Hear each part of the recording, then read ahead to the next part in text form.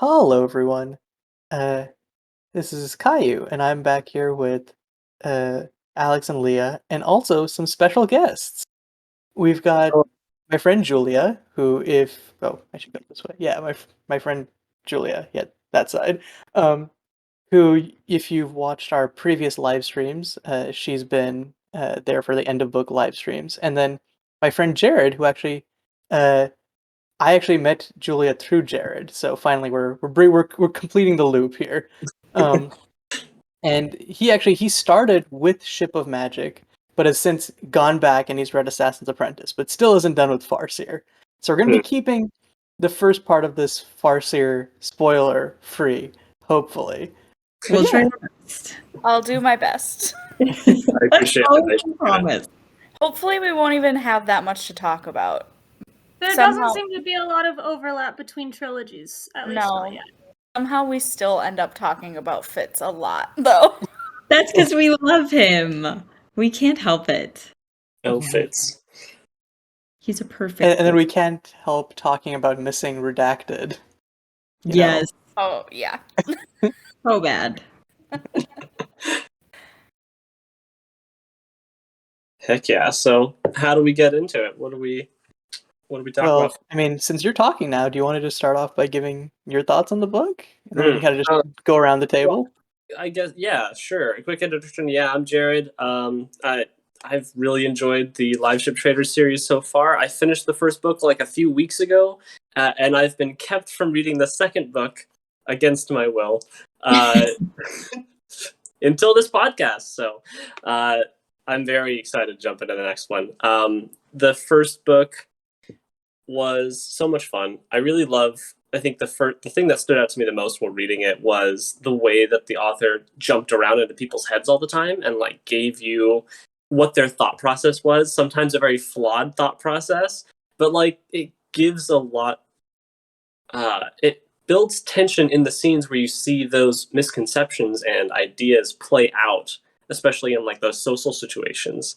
It's not just an argument where it's like this person's being stupid. It's like, yeah, they're both being stupid, actually, right? And you can see exactly how. And I thought that was brilliant. Yeah. I think, yeah, just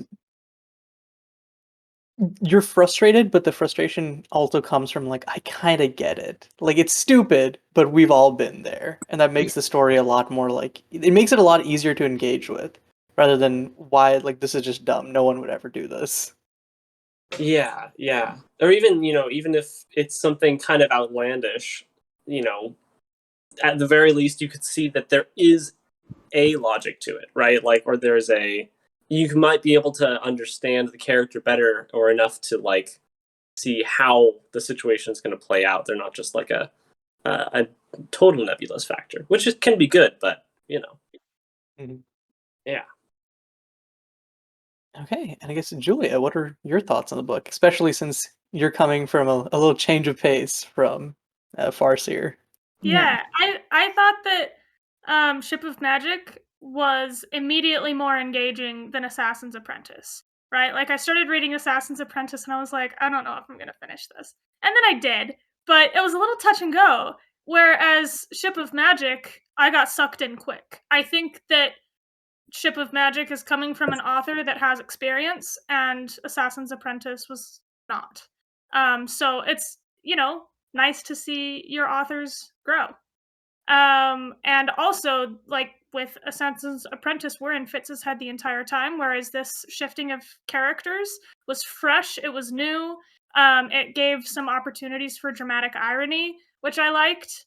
And you can definitely see, like, yeah, I definitely get how they're getting there. I'm not sure that I would think that way, but I totally get how they are, and that is helping. I liked our new cast of characters a lot. I think I stan Wintro. I think he's my favorite. But it was good. I think it moved a lot more. I think it was fun to have the references to what happened in the North with the Farseer trilogy, but there wasn't so many references that you needed to have read the first trilogy, obviously, because Jared hadn't when he read it. And Yeah, I liked Ship of Magic a lot. I think that sometimes I'm trying to critically think like, all right, is there magic from the same world in this trilogy? Like, are people skilling? Or is this totally different? It seems different, but I'm suspicious. Hmm. Like trying to make mechanical mapping because the magic is at least in the first book already it's quite prevalent, right? It's like, oh, okay, this is a huge deal. Our main character, one of his main things is that he's got two sources of magic, which is wild. Whereas here we're like, Winter did a weird thing in like chapter 1, and then since, I mean, I don't know what's going on with magic at all. Right. Yeah.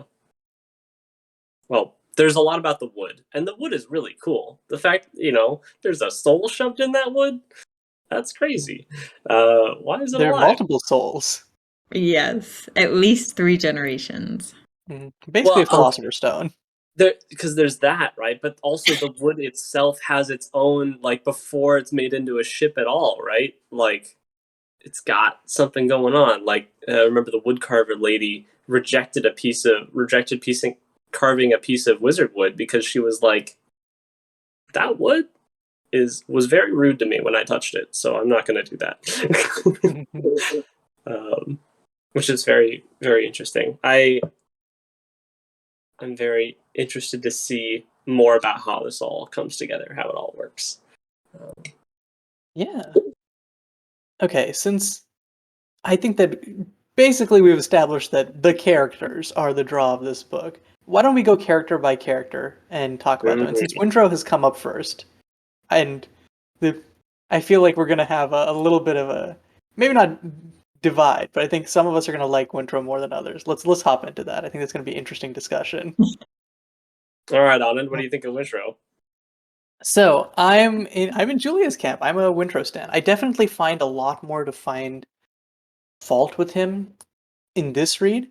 The first time I read it, I was very much like I felt so sorry for him because like compared to lots of the characters in this book, he is very much a victim. But on a reread, you can see how he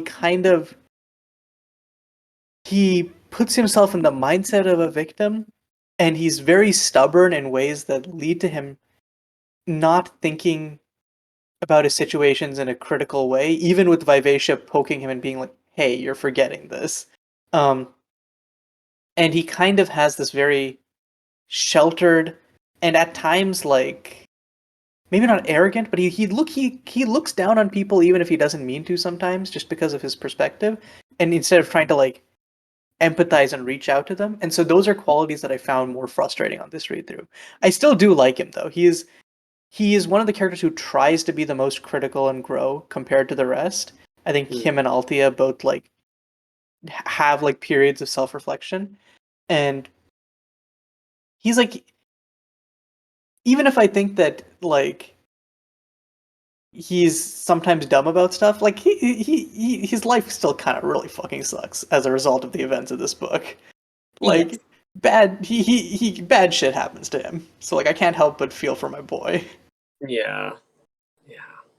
I think that I, as a young woman, was meant to connect with Althea. Like, strong-willed woman who is gonna get what she wants. And I did not connect to Althea. I did connect to Wintro because I'm like, oh, someone who grew up in a very religious setting, is very self-righteous, believes that there's a right and a wrong way to do things, and then through life experience finds that the world is not so black and white, and that sometimes you have to make judgment calls in gray areas. I think that experience matched up to me much better. And so even though, maybe I'm supposed to feel like Althea's girl power, I'm like, no, I'm feeling the 13-year-old self-righteous complex as he's trying to deal with God and uh people who are not seeing the world in that same way. So I really liked connecting to Wintro that way and thinking like, man, could I have made a better decision there? No. I hope that I would have had the courage to make the decision that he made. Mm. Like, damn bitch, you live like this, Wintro? it's You can apply complicated. that phrase to literally every character in this book. Honestly. Yeah. No, I love my boy Wintro. He's great. I agree that I think his journey as a character is quite compelling, and we get a lot of meat out of it, like pretty immediately. There's that clash of his whole deal with the lack of worldly experience, and he's got to try to fill that gap somehow. In a situation where there's not a whole lot of flexibility to make mistakes because bad things are happening. And I think he's had maybe the most growth in this book, and that possibly is how another reason for him stealing the spotlight a little bit. Like I feel like Althea, she's learning a lot of good skills and some self-awareness with thinking that she was all this, and now she's like, okay, well, hold on, I've worked on a fishing boat once, almost died a few times, and I think I'm an okay sailor now. Kind of sick, right? Whereas Wintro is getting his entire worldview uprooted, and that's super fun to watch. I think a lot of the situations, I don't know if like it's a direct, I would have chosen better than what he chose, but he really is a bit myopic in a lot of scenarios where like he thinks, okay, well, I've got to figure out what's the moral question here. Let's piece it apart. Let's really get into it, and not like acting with empathy as a normal human being and just, trying. He kind of takes it all very internally, and that makes some situations a bit worse, I think. He's very dramatic. He's very dramatic. Alas, I will never get back to my monastery. All of the Vestrites are so they're drama queens, all of them. I don't know a single one of them who is not theatrical or dramatic. Kefria is like a little bit soft-spoken, but then once she comes out of her shell, in her thought processes, she's very much a romantic at heart. And yes. Yeah, Kefria, sis. A lot of words about Kefria at the beginning of this book. I hated her guts. Forever. And I don't think I'll ever forgive her for a lot of things. She's the worst sometimes.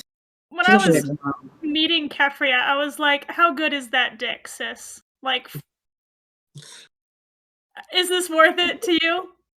She just likes the trad wife aesthetic, guys. It's and let it take over her whole life. She could have anybody and just idealize him and make him seem like this perfect guy, because that's clearly what she did with frickin' Kyle. Something I love about naming conventions in this book is like you have kind of these old age medieval names. Like Althea is not a common name. It's a little older. Wintro, older name. And then there's Kyle, and we hate Kyle. Yeah, I wonder which Kyle in real world pissed off Robin Hobb. You're right. You know what? Villain. Yeah, the villain's name is changing. It's your name now. Yeah.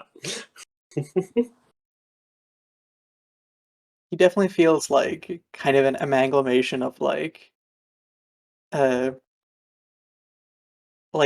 horrible male traits you can run into in the real world basis. So I can imagine that it's probably one person and then a bunch of other experiences stapled on.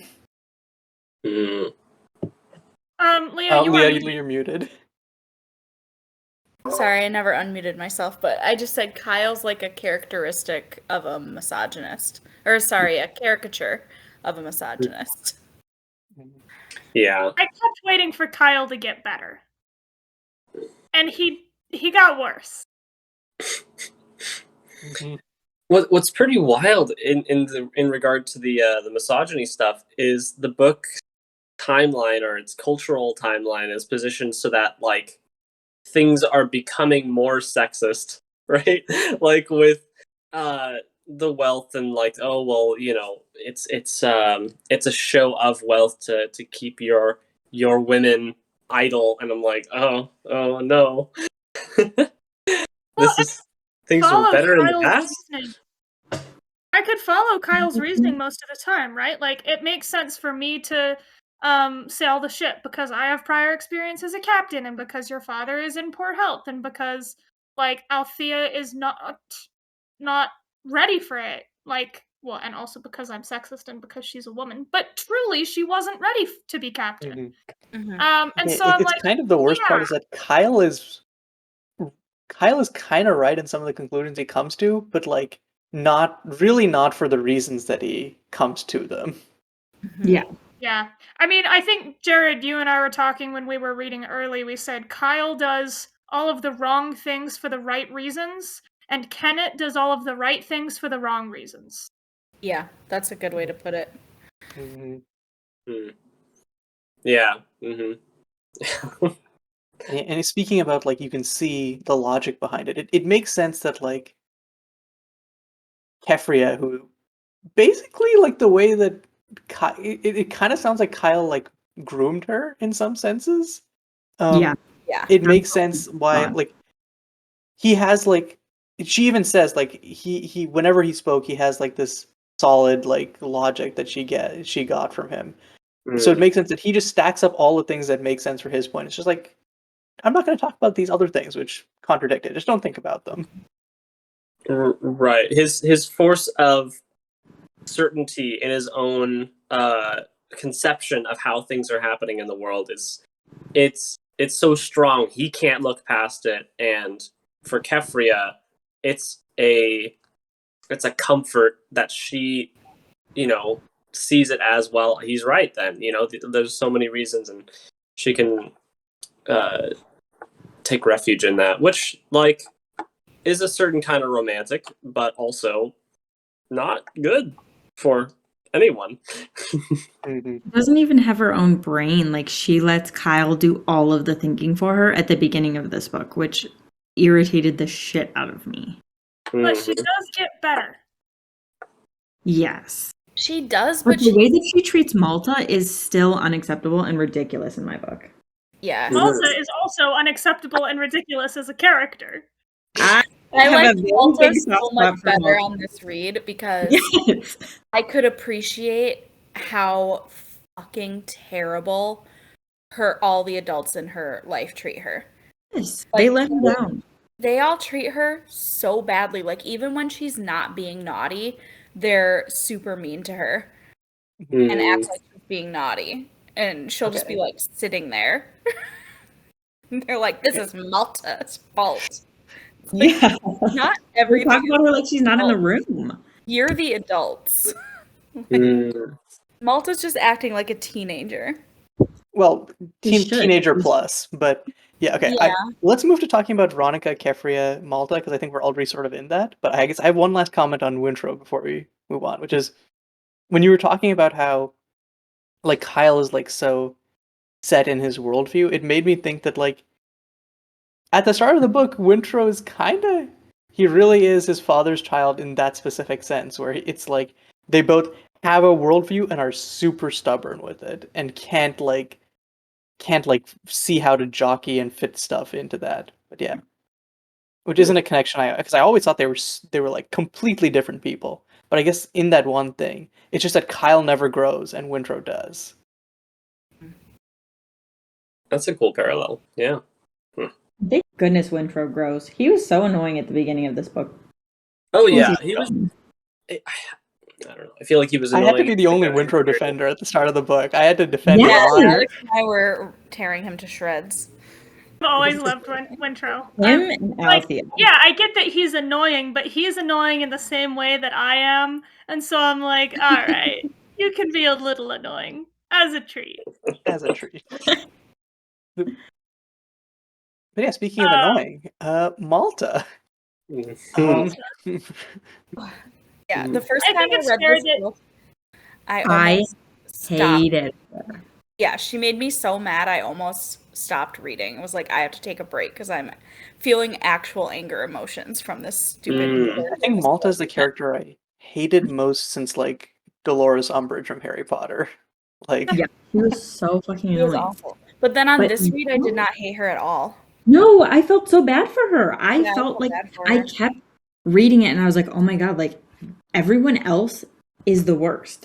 And like Malta's honestly not that bad. Hmm. And I love Malta with all my freaking heart now. Interesting. Yeah, Malta's pretty irritating, but also because Robin does such a good job in this book of showing us why people are thinking what they're thinking, I'm like, okay, I remember being a 13-year-old girl, and I remember being really, really selfish, and I remember seeing the whole world as it affected me, and not understanding why my parents wanted what they wanted. I thought it was dumb. Like, I've been a 13-year-old girl. And it was like, I think that I was less angry with her and more uncomfortable with like recognition of past self. And I'm like, man, thank God I grew up. I hope that I continue to do so. Yeah, I'm like, I wonder if she had a teenage daughter or granddaughter like living in her house when she wrote that part, because it is It's like so spot on. the logic is like, yeah, that is definitely like child brain logic. You know, you see like this far in front of your face, right? You see that Malta sees only a few things and doesn't see the larger picture, but thinks like, yeah, I know what's going on. I can figure out how to tinker with this and get what I want out of it, right? This whole situation. And oh boy, does she try. Yeah, really hard to read. Just like, oh god, oh no. I don't know how to fix this whatsoever or how any of this is going to work out. And apparently, you know, she's going to become a Rainwild lady. Good on her. I mean, you did it. congratulations. Congratulations. I mean, I don't know what else to do with her other than to ship her to the Rainwilds, right? Like, right. I mean, she's like, yeah, I mean, I want to okay. be a woman. And it's like, well, these people consider a younger age for their women. So here you go. You know, like, okay. get her out of there. Yeah, I think I'm the least sympathetic of her, at least sympathetic to her of I think the rereaders, but on a reread there's definitely a lot more where it's like I get it. And I think lots of the I get it comes from not fully Malta herself, because it's like she's still doing the same things and like it's still the same logic that pisses me off, but sort of like the context around her life that caused her to get to this point, like how Kefria basically doesn't parent her. Ronica actively hates her and is like, "You are not a part of my family." Basically, she's like, "You're a Haven. You're not really a Vestrid." Well, no wonder she latches on to Kyle, because he's the only one that's making her. That shows her love. Right. The only time that she does see Kyle is when he's back from some journey with a bunch of gifts for her, right? Yeah. So you get that affection, but also intrinsically tied with that, like, okay, here, I'm giving you stuff and providing, and yeah.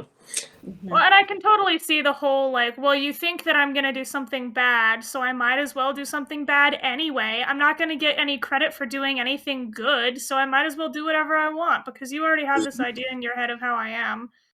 So I'm just going to do it. I'm pretty sure at some point in my teenagehood I had that exact thought process of like, if my mom thought that I did something I didn't do, I was like, why am I even trying to be a good kid then? I might as well just do whatever I want. Might as well do it. Well, okay, to be fair, in this case, Malta did actually do what Ronica was accusing her of, but it's definitely like the attitude as a whole is just a problem. The way that Ronica treats her is so rude and unacceptable. And it is like, I feel so bad for Malta. And like both Ronica and Kefria like snap at her and like they don't like her. And it shows. And like just because you are annoyed with your teenage granddaughter does not mean you can treat her that way. She is still a child and she is still your child. Like, stop acting like this. There's like this feedback loop where it's like Malta acts like a child because she is one, and then the adults treat her like a child because she's acting that way, and then she continues to act like a child because she's being treated like one, and she can just never break. The weird part is they also like the thing is they treat her like a child in how they like impose punishments, but also like Veronica insults her like an adult. Like is the thing. They treat her like a child and then they expect her to act like an adult. They're like, why are you acting like a child? And it's like, well, because you've never treated her like anything other than a child. And then you're expecting her to like react to you like an adult would, which is unreasonable. Okay, and I think that if they had had like a conversation where they're like, hey, you wore this dress, and I don't think that you know everything that's associated with it. So I know, like, instead they're just like, you're a whore, like, you're dressing like a whore. And she's like, no! Where they could have said, like, you should know that in other places, dressing this way has certain connotations. And we know that you didn't know that, which is why we're telling you. And we know you think it's pretty, and it is very pretty, but that's what it means. And instead they're like, don't you know you're dressing like a whore? And she's like, no. Instead, they're panicking, right? I mean, they're under a lot of stress and strain, and they're not doing a good job of controlling that in front of Malta, and they treat Malta like a problem that needs to be solved with whatever hammer you've got around, right? I think that nearer to the end of Malta's whole deal, there's a turning point a little bit where, you know, Malta's been getting into trouble and stuff like that. And then Ronica, like, I'm not sure if this is a good thing or a bad thing, but Ronica's like, all right, well, you know, you're clearly smarter than any of us were giving you credit for. And now we're gonna fucking involve you in everything, and we're gonna treat you like an adult, which is both bad because that's still that expectation that she should be acting like responsibly and stuff like that. So that is not helpful. But at the same time, they're at least Ronica and Kefri are at least like trying something different, I guess, or like recognizing that Malta is in fact trying to think about the things, and so they're explaining more stuff to her, but also still expecting way more from her than should be of a child. Well, I think like she's spoiled and enabled, and she's like, why can't I have spread on my bread? It's like, because we're poor. And she's like, we're not that poor. It's like, no, you need to realize we really are that poor. There's stuff that you don't understand that's happening here, so we need to teach you how to manage the house. We need to teach you how to manage the finances, and you don't want to do that because you're a spoiled brat, but you need to learn. And I'm very on board with that. Like, you want to be treated like an adult and go chase boys. Guess what else that comes with adulthood? Budgeting. Settle your taxes. Like, also, like, I get her thing of like, because lots of their decline in finances, it happens gradually, but Malta doesn't get to see the gradual effects because Veronica still clings to the same, or they still try to cling to the same quality of life for a while until they literally can't. Instead of like seeing the warning signs, basically. So it happens so suddenly for Malta, so she like it's hard for her to leave, understandably. Right. Yeah, absolutely. Like, all of that like creeps up on them during the while Efren is bedridden. They basically time is frozen for them, effectively. Yeah. I think it's interesting the politics that's going on in Bingtown, because I thought the Farseer trilogy was really political, but we were in it with the royal family. And so we didn't see a lot of those politics on a grassroots level. Whereas here in Bingtown, we are so far removed from any like higher politics that it's now more local stuff. And there's still fantasy politics, but it's on a completely different level now. Which is different to engage with. It is. We are connected to the highest level of political power around, which is the Bingtown Council, right? Like, our story takes place in Bingtown. We got people on the council, but it's not a kingdom, right? It's not like you hold the weight of rule and like you're trying to wield it, it's like, oh well, we have one vote in a few months. They're still beholden to the Satrap, basically. Yeah. Yeah, the Well, and satrap. it seems like such a complicated modern problem. Like in the Farseer trilogy, it's like we have enemies who are attacking us. There is a definite bad guy, and we need to figure out how to save the kingdom. Whereas here, it's like we're having economic problems where the nouveau riche are coming in and they're changing the laws, and Bringing I guess slaves, they can do competition. that. Should we let them do that? And let's like try to make policy about human rights and slavery, and let's try to make policy about land management. And there's no right answer here. I mean, slavery is the wrong answer, but dealing with new settlers and new immigrants and new rules and new politics, like those are all gray areas that you're trying to figure out, which is much less cut and dry than the red ships are coming and killing people. Yeah, and I think both are very difficult problems. Obviously, the red ships seem like they're kind of awful and hard to pin down. But like the economic problem of our prices are getting undercut by slave labor that is, spreading throughout the land.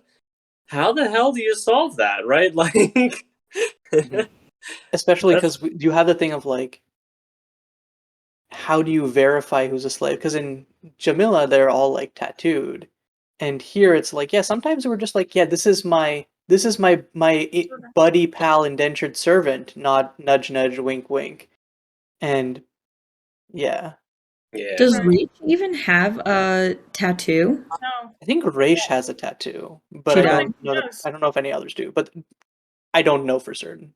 I don't remember even hearing about her tattoo, and that's something I just thought about, because like David gives her to them. Yeah, I remember that's why she doesn't want to leave, right? Like she's like, please don't throw me out, please don't throw me out, because if you do, then Devad is going to give me to somewhere else or sell me to the Chell States, and then I will become a slave. Like, I'm not a slave now, I don't want to be, keep me.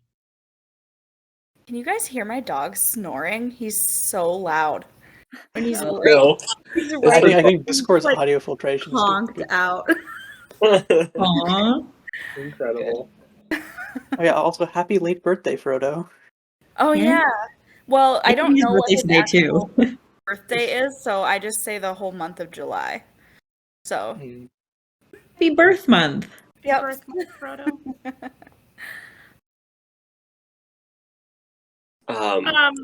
This book was much more mature than the Farseer trilogy. Like, yeah. You got some water knife vibes from it? And Fitz is growing still. Like, Fitz becomes like a teenager in Royal Assassin, I think. Yeah. And so... Right, but even then, it would be like, and then he went and saw his... I'm trying not to be spoiler about it. It's always a fade to black. You know what happened. Yeah, it was a fade to black, right? Yeah. Like, it was... And then he went to his room, and there was a girl in there, and cut to black. Whereas here, it's like no cutting to black. Yeah. There's smut in there. Yeah. Yeah, it definitely, like... I think I generally agree, and I think that's kind of a corollary to how, like, straightforward all of the stuff in Farseer is that in live ships, it's like, okay, we're gonna up the ante a little bit and take a more nuanced look at everything. And it's not just like... Yeah, I think that's part of that. Yeah, it seems like she started writing Farseer for people who were mid-teenagers, and then 3 years later, or I guess 4 years later, Liveship came out, and she's like, well, they're not teenagers anymore. My target audience is like 19, so they can have a little sex as a treat. It's also so fitting for Fitz to have fade to black stuff because of how private of a person he is. Like, it makes so much sense that he wouldn't want to share that. Yeah, he wouldn't write. Like the framing device of Farseer is he's like writing a memoir. Here, there's no framing device. It's just story. Right. Well, and he's so private about it, he doesn't even want Redacted to get in on those thoughts. Yeah, definitely. Oh, yeah. Well, I miss Redacted. See, I think right. Redacted. I'm that Redacted. Full of Redacteds, you guys. There are at least 2, and one I'm not excited to have come back. I only know what one of these redacteds are from like talking to Julia before I even considered reading Liveship Traders. But anyway, so the first one, the one who won't be led into thoughts. But in any case, yeah, it's a little smutty. I will say the sex scene. It's not just like cut to smut either. Like there's conversation happening. There's emotions being dealt with. There's like, kind of a lot of content there that these characters in this situation makes sense for them to divulge in this situation, right? There's processing and stuff, or Yeah. processing on Althea's case. But also with Kenneth, it's just he bent over Etta and like used her. So Yeah. that part is very cut and dry. Yeah, I forgot about that. Yeah. With Kenneth's stuff, but that again, That's how that's Kenneth true to views form, it. right? Yeah. Yep. Should we talk about Kenneth? Yeah, you want to? I guess we have to. So, I want to get back to Ronica and crew at some point, but yeah. Let's do God, Yeah, we can loop back around to the character because I think we'll find stuff to talk about from talking about other characters. So we can always loop back around. Mhm. But yeah, Kenneth. I think it's really interesting that there's so many characters in this book, but she chooses to start the book off with Kenneth and Wintro, just as like. I think Wintro makes a lot of sense given like what we said about him changing a lot, but Kenneth is just sort of like. For half the book, he's just sort of like doing his own thing on the other side of the world, not connected to any of the other characters, and it's just kind of like he's kind of blundering into stuff happening to him. And it's just like until it became clear that he wanted a live ship and Vivacia was going through it, and that's how it was going to connect. I remember being a little bit frustrated because, like, as a reader, I don't like ever feeling confused. Or like the puzzle pieces aren't fitting together. So I was like, what the fuck does this pirate dude have to do with anything? Like, why do I care about him? Why is he here? But on the other hand, seeing the way, like, getting in his head and knowing his motivations and then seeing the way things pan out and how people view him is such an interesting dichotomy that, like, I hate him, but he's fun to read. He is fun to read. Well, and I think that they start with characterizing Kenneth as this is a man who is obsessed with luck and fate. And I'm like, yeah, sure, fine, whatever. And then we go through some adventures with him, and I was like, this is one lucky duck. That makes sense that that's how he sees the world, because it sure is working that way for him. Give a character the literary tool of luck, and then just like, yeah, that's how this stuff's happening. He's fucking lucky. I think the charm kind of brings it on a semi-mystical level as well, where the charm is like giving him the right words to say and stuff like that. That's really fun. Or sometimes seeing them for him. Impersonating Kenneth. Yeah. Stepping in. No, I like going off of what Anand said about like kind of blundering into stuff happening for him. It's such a fun time to read. Like he's like the towns, there's some sort of mutiny. The townspeople are probably, getting ready to jump me in this plaza, and then like the leader of the town gives him a hug. What the fuck? Like I was gonna kill you. Because he's just like, he just does he not needs to take understand Xanax. empathy or like family or leadership in some ways. Yeah. Well, I thought it was hilarious when he was like, this smells so bad, I'm crying, and everyone was like, you're so kind-hearted, and the pride of tears, you're our hero. And it's like, I did not intend to be a human rights activist, but I sure am. Yeah. Sure am. And going to your point about like, how is it connecting? I think the first time I was like, this might be how it's connected is when, Kenneth got started with the slave stuff, right? Which is about the same time they got started with like, I want a live ship. But like the slave stuff, and then I'm like, wow, there's so much other slave stuff and slave economy stuff. And he's making slavery less profitable. Interesting, right? Like, okay, this connects very directly. Like, oh, all of a sudden. And at that point, it's like, okay, well, see, these things are just going to keep getting closer and closer, and we'll see what happens next. I can't believe he's not dead at the end of the first book. I mean, this bitch should be dead. Basically.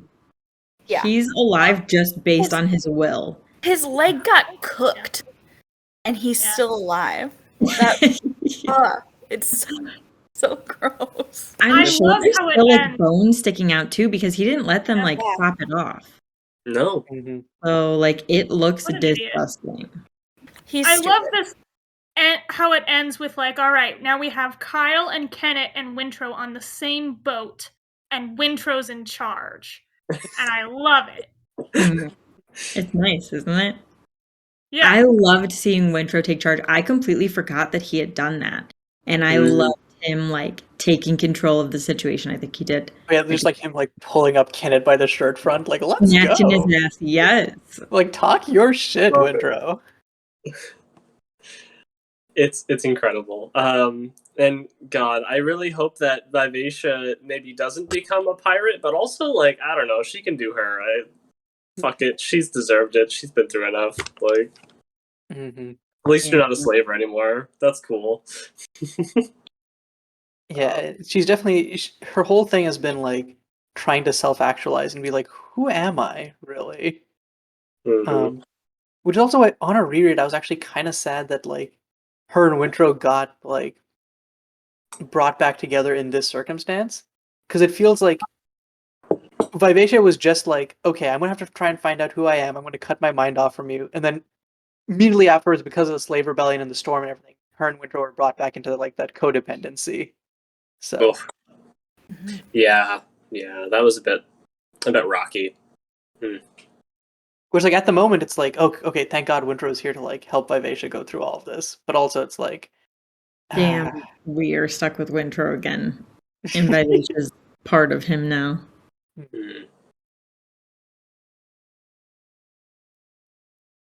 Which, like, I guess, hey, speaking of other characters, do we have other Kenneth stuff, or do we want to talk about Vivacia? so I've been pronouncing her name Vivacia in my head. Is that just wrong? Yeah. You can pronounce it. Robin Hobb literally tweeted or said something that you can pronounce it however you want, and that's why she doesn't give specific pronunciations for it. That's why like Burrich is pronounced so many different ways. This is also very funny because Jared listened through the audiobook, so Jared has the semi-canon. Like, Same. Oh, I okay, listened but those change. series Those through the change. audiobooks, too. The like the narrators, each narrator says it differently, and some narrators like change it up throughout the thing. But there is someone who comes later who Caillou likes to call Sinatra. their name is supposed to be Sintara, but I always read it as Sinatra, and I didn't realize until we like did this, and I'm like, oh. You accidentally said Sinatra a couple times before, and I just follow along with it. I have to laugh a little bit though. Now I always call that character Sinatra in my head if I think about it. Okay, you know what? It's working. It's spreading. It is. We're starting a rebellion. Mm-hmm. And don't worry, by the time you get to this character, you'll have forgotten we ever talked about this. So Definitely. don't worry about it. It's not even like a spoiler or anything. It's just a name. The character name isn't a spoiler. They don't even know what this character does or anything like that. Yeah, they're Delio. So, yeah. With just something to cap off the Kenneth stuff is like he had this whole thing about will I reach my goal? And his goal was to become Pirate King, but also maybe his goal was to get a live ship.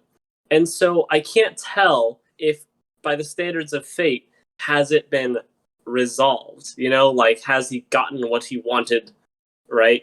And I was convinced that, like, while the chaos was happening, like, he was gonna, take control of the live ship and then immediately die. Like, done. Because I thought that was, like, kind of the fun fate twist thing is like, you got what you wanted, out of here. but I don't know what's left in store for him. I mean, maybe he can continue to try to be Pirate King. He's got lots of loyalty. He still has to like, win over hounds and Vivacia slaves. as a thing. Like, He's courting her right physically, now. but he has to start winning her over as a person because live ship. Right, like he has a character. He's got a lot of gumption to live right now. He's got a lot of reason to live. But I don't know what trajectory he's on in terms of like fated stuff, which is interesting. It's a brand new world. There's a lot of fun dangling plot hooks into the second book. Like there's the other ship, the Mad Ship itself, which I'm pretty sure is the titular name of, I love Paragon. Okay, let's talk about Paragon. Yeah, it might not be Paragon. Paragon to me was like how Kenneth was to you, Leo, where I'm like, who is this guy? Why do I care? Why is he here? Oh, yeah. When are you gonna filter in? And he still hasn't filtered in. Yeah. I mean, I know that he was a nice lodging for Brashen when he left Vivacia. And he was a little hotel for him. And he's kind of like just like a warning. Like, yeah, to all the other kids. In the story, he functions as like an ominous, like, ghost, kind of, almost. He's like a local, like, tale. And right. And as a character, he's kind of like... Oh, sorry. Go ahead. Oh, that's all. Oh, okay. As a character, he's kind of like another... Like, I think Davad and him both act as, like, measuring sticks. Like, their scenes act as, like, measuring sticks of, like, where is Bingtown at now? Such what are the new traders willing to do? Or how far are they willing to go in flaunting Bingtown tradition? Oh, I like what you said about it being a warning, because really, yeah, that his existence and the way that he lives his sad life, it really makes us feel like Vivacia's in danger of becoming that, right? It positions him as like, this is a manifestation of what you should be worried about with Vivacia, so that it creates a lot more tension throughout all those other things. Also, he's very sweet and also a little fucked up, and we love him. Yeah. We do. Knowing like Paragon's what we know of Paragon's backstory in this book makes it really scary when Vivacia's like sitting in the harbor in Jamalia, like rocking back and forth and being like, there's serpents, disassociating basically. Like it adds that heightened level of like, we know what could happen. And she even warns Gantry. She's like, you should be on another ship. Like, it's time to go. She literally gives him the "don't come to school tomorrow" spiel. Like, it's crazy. Yeah. And I think at one point she's literally like, she's thinking about, I'm just gonna turn over as soon as we're out of here. Right. Mm-hmm. She was thinking about that, like, very seriously. And that, yeah, I mean, we know what we know of Paragon is he's flipped over several times, and he has lost his logbooks, which apparently also help a live ship store their memories. And he had some sort of encounter he's trying to forget about the serpents dragging him down to the bottom of the ocean and scratching his eyes out, which is spooky. He's got a lot of memory shit going on, and there's a lot of memory stuff throughout different parts of the book, which gets me into my crackpot theories. Which, should I divulge that, or we keep doing character stuff? I think let's finish talking about the two other live ships, and I think we can go into it. Hell yeah. Paragon good. Yeah, I think my last comment about Paragon is just, I like his interaction with Amber. I think they're both sort of like, they're characters who don't get to do a lot in this book. Paragon more so, but I think that them together, we get sort of a fleshed out identity of each of them, and sort of like, what are their fears, what do they want, kind of thing, in a way that we don't get from their interactions with other people. Yeah, I thought that scene where she gives him the necklace and he's like, I love it, it's so pretty. You offended me and I'm gonna throw it down. Can I have it back? Like, that was so telling of who Paragon is. The oscillations between the different like minds within him, the different kind of personas, is incredibly striking, and you could see how that would drive somebody mad. Like, you know, who are you? Well, you're the three people who died on your deck about the same time at different parts of their lives. Like, It Yeah, and makes Amber me comments sad. on it. She's like, you know, sometimes you're incredibly wise and sometimes you're throwing a temper tantrum. And I don't know how to deal with that. Nobody does, and that's why they beached his ass. mhm. Well, kind of he beached himself, right? Yeah, I think he did. And then they But that's why they avoid him. him. Yeah. Right. Yeah. Ugh. It really, you know, it sucked to hear the kind of the whole trail of things that happened to him, like the different attempts people made to rehabilitate him and like reintegrate him, and how, you know, they were all met with horrible disaster out at sea, and it's just, and then they kind of made it worse by like shackling him or like kind of tugging him along or something like that, and yeah, it's pretty awful. Mm-hmm. I had a different connection too, but I kind of forgot it. Dang it. Mm-hmm. Oh, yes. The thing that the boat Althea is on right now was saying about like, hey, we never want that to happen again because that's fucked up. Yeah. And like we've been talking, and we, you know, if we had known that she was gonna do the slaver stuff, I mean, it seems like, I feel like they would have picked up Goss about the slaver plan, the Kyle going against slaves, but apparently not. And so they're like, oh shit. And I hope that they become a large factor in what happens next, because I don't want Vivacia to suffer more. I like the idea of trade ship unions. Mhm. That's that's basically very what it is. It's trade ship mutual aid, basically. Yeah. Okay, let's talk about Ophelia. I love Ophelia. We don't get much of her, but I she's like this. great. Every scene that we see with her, I love her always.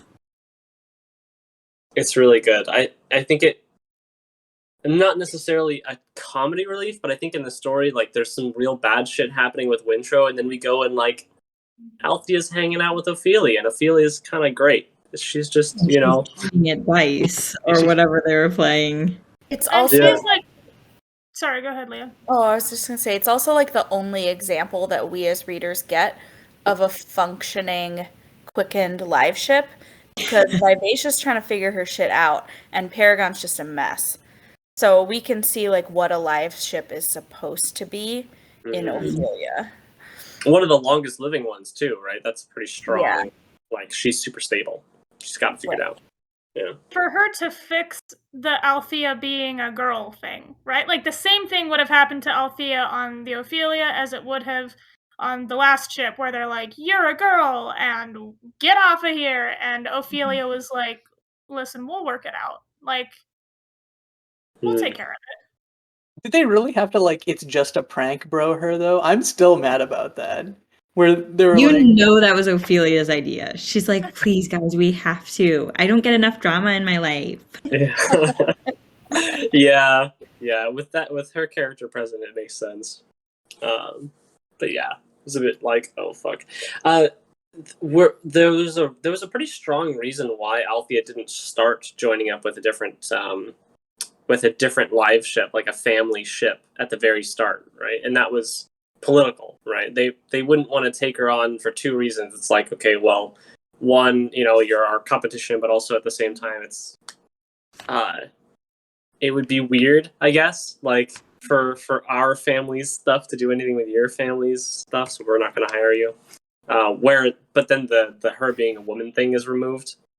So here, I think she really lucked out that they decided, you can be on and it was board. still with the caveat of, like, we're not going to help you with your Traders Council bullshit, or, like, your plan to get back Vivacia.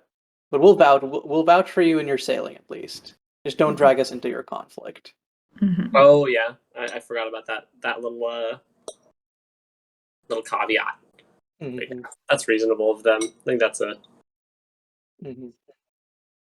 pretty good. I am seeing that there's a lot of characters. We're kind of amassing characters who might be able to help Paragon, or potentially like there are people who are not.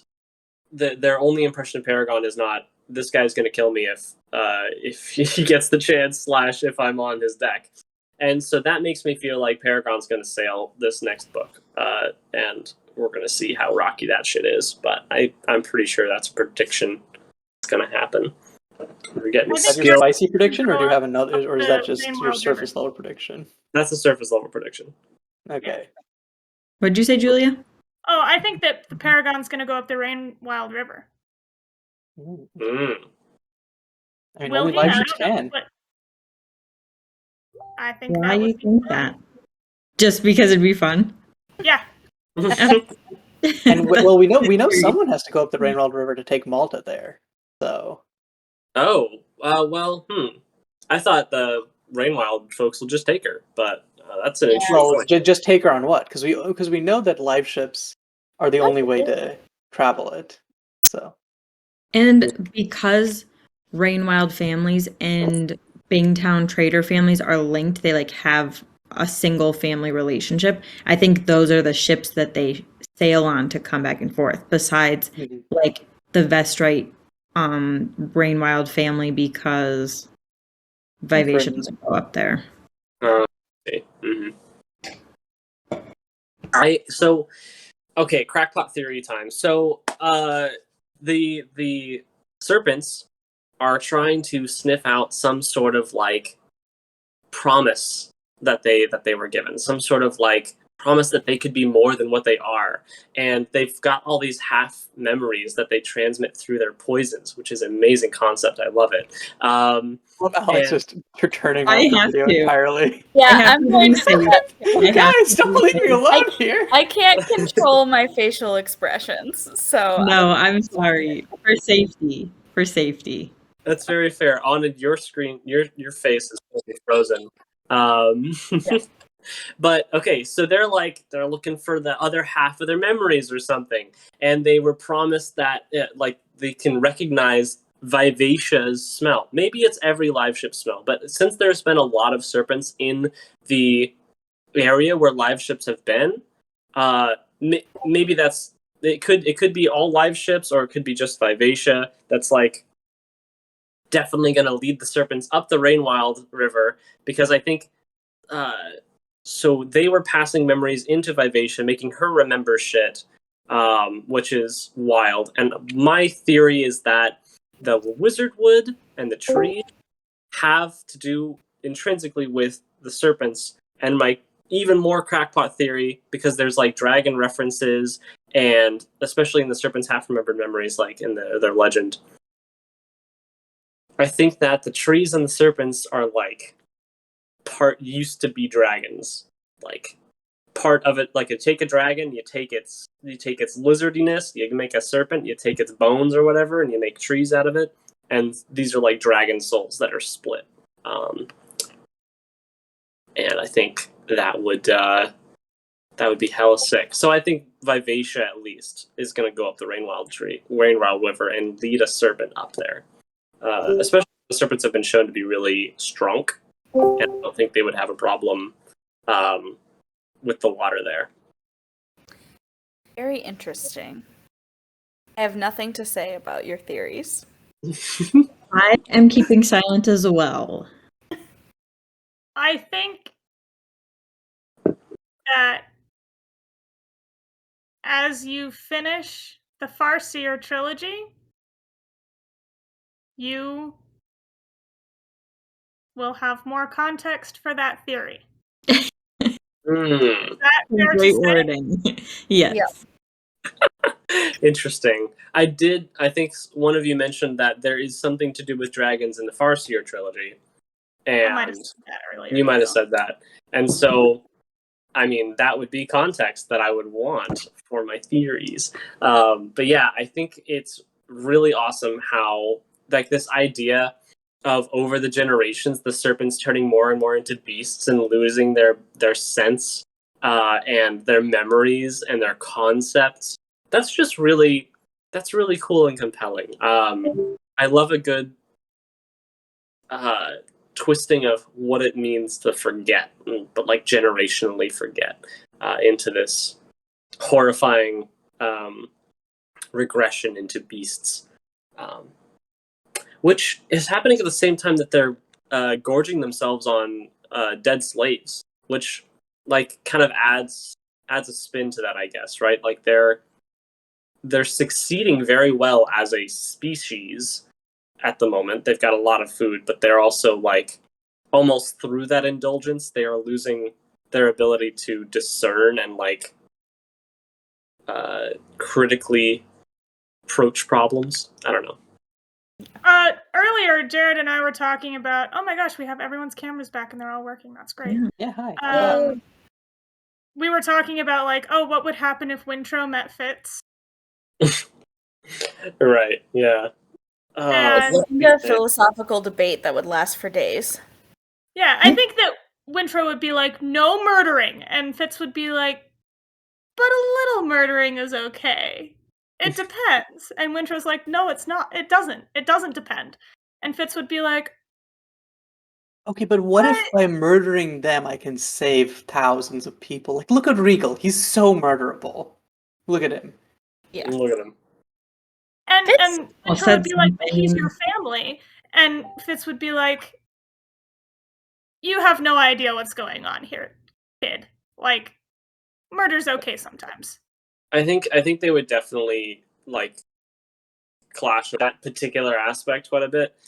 More so without Wintro's development than with it, because I think Wintro is now like, I mean, he's certainly been exposed to a lot of violence. He doesn't like accept it. He's still very much like, I'm going to help anyone and everyone I can. But I mean, yeah, I think he's got a little bit more like, he wouldn't be like, Fitz, you are wrong in all cases and you should feel bad about it. He'd be like, maybe a little condescendingly, like, you know, I don't think that was the only way, or maybe like a little upset, like not conceding the point, but also not being like so self-righteous about it. Yeah, I also think that Wintro is a stronger leader than Fitz is. Like, oh yeah, Fitz, I mean, I've never seen Fitz try to lead anything. I think Fitz just doesn't want to be a leader. When But he steps naturally- into it, though, he is so good. yeah. It's sort of like really in his genes. like Verity and stuff. No, he doesn't even channel Like- Verity. He channels chivalry because He chivalry. channels Was chivalry. Verity's like Jared, you either have seen this or are about to see a very good example of this. Oh, wait, I think I know what you're talking about now. Yeah. So at two separate instances, right at the start of the second book, Fitz channels chivalry a little bit and like tells the guards what their deal is. yeah. And, Yeah, that. I feel like if Fitz wanted to be, he could be a very good leader. It's just like because he wants- every adult in his life has been like, you're not allowed to be a leader. Don't think of yourself as a leader. You are a follower. You listen to us. So like, He also is just like at his core a person that wants to be left alone. Yeah. And you really can't be a leader and be left alone. Yeah. Yeah, he's like, I'm just trying to deal with stuff, so I'll do what you tell me to, because I don't want to get, like, any more involved than I already am. And then when I'm not involved, I'm going to follow whatever I want to do and be a little bit selfish about it. And, I mean, I think that he's very impulsive, right? Like, I'm going to follow the next thing that seems like the thing to do, and if somebody tells me what that thing is, then great, I'll do that. Whereas Wintro's like, I'm getting buffeted around on the winds of life, but I am being decisive about everything. I know what I care about, I know what I stand for, and I know what I'm going to do. Yeah. Honestly, with Fitz suddenly showing like leadership capacity in the start of the second book, it feels very, I don't know, a little weird. Like, okay, Fitz has pretty much no experience doing leadership stuff, like, or even a lot of group work. And this feels like it's a little out of nowhere. Like, I think the father connection is cool and all, but also that's not, that doesn't really make sense to me. So I think Fitz is just getting older and more experienced, just more comfortable in the situation that he's in. Yeah, it's part of it is literally just these are things that he's just saying with a different demeanor. It's not even like he's not even exercising something special. Like it's the effect is unique, but like it's things that he could do before, but he just doesn't have the filter that's normally like be quiet, be don't be noticeable. And because he's sick, he's just like, what the fuck are you guys doing? Yeah. Like seriously. It does feel a bit special the way the guard, like it's described how the guards react to it and stuff like that. Like there is such thing as a trained leadership presence, right? And like it seems like the book is implying he's got that, and I'm like, well, I don't know if that fits the fits that I have been told about. So yeah, it might be an important plot point or like some tool that the author feels like Fitz needs to have. But Fitz has a lot of tools. He's got kind of the skill. He's got kind of the other thing. The wit. Put some respect on its name. Yeah. I thought it started with an M, and I was like, that doesn't. Nope. The The myth. And he's got the assassin stuff. He's got all the poison knowledge, and he's got a big old toolbox. And I'm like, one more tool kind of doesn't feel like it should be there, but okay. It's kind of funny because I think that Fitz is honestly a little bit of a Mary Sue in some senses. He's just personality-wise, he's so fucking stupid that it's like even though he has all these skills, he's never gonna use them anyways, and like he is literally like he's a prince with 2 magic powers who gets to be an assassin and gets like a magical like pet companion or whatever. But also he's like cripplingly stupid and has no ambitions. So he also is like extremely depressed 90% of the time. Yeah, that too. Sometimes magically depressed. Yes. I like Wintrow's gumption. I like his drive. Fitz didn't have that. And he's like, I have enough of a sense of self to say no to people. And does it make me self-righteous and annoying? Yeah, sometimes, but it's worth it because I know who I am. Well, I think that Fitz could have been like that if he wasn't raised thinking of himself as a tool for the crown. Like he is told, yes, he has all of his tools, but he is told that he is a tool. And so he is not allowed to think for himself or anything. So I am always curious to see like how Fitz would have changed and like who he would have become if he was in situations that were like that Wintrow was in, or I think we compared him to Kennett sometimes too. Yeah, put him in a space where his skills, both inborn and otherwise, can be cultivated a little bit more with agency and not just through the will of others. Yeah, it'd be interesting. He'd be a totally different character. I mean, like he wouldn't be our Fitz. Definitely would. He'd be somebody else. He'd probably be a lot like Chivalry. Yeah. But we don't really get to see the way that Chivalry really was, but yeah, from what we hear about him from others. Right.